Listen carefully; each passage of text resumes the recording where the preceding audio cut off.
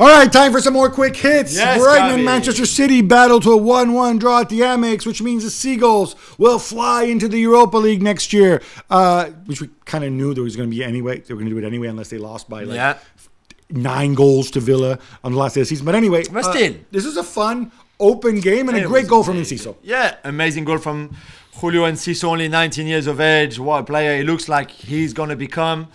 Amazing game. It's not often, and we said that, especially towards the end of the season where City have been so good. And even if Pep made a lot of changes and he rotation, brought the A-team back up front. It was just at the back. but still, got a bit funny. To have Brighton with more XG or better XG, more touches in the opposition box than City had in the Brighton box, more shots on target, more everything that you want, was very, very impressive. And of course, City could have scored more. Brighton could have scored more. In the end, maybe that the draw is fairish.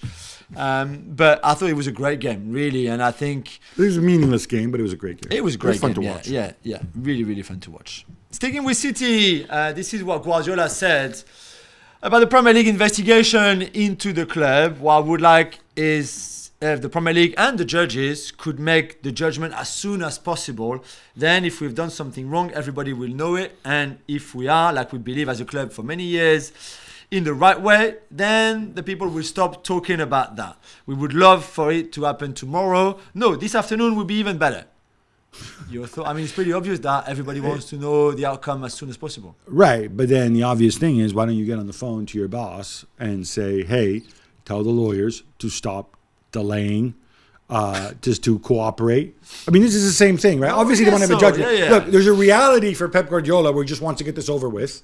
It's also because most of the charges, incidentally, of these charges anyway, deal with before he came. So he's not really touched or affected by the charges. True. But if you're Manchester City, you're going to fight your court. You're not going to trust the system. You're going to use everything you can. I mean, there's, the alleged email from Khaldoon back in the day before the UEFA investigation where he said, I'd rather spend 30 million a year on lawyers for 10 years.